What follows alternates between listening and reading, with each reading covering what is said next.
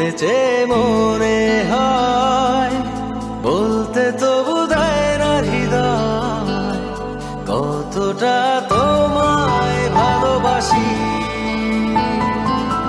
চলতে গিয়ে মনে হয় দূরত্ব কিছু নয়, তোমারই কাছেই ফিরে আসি।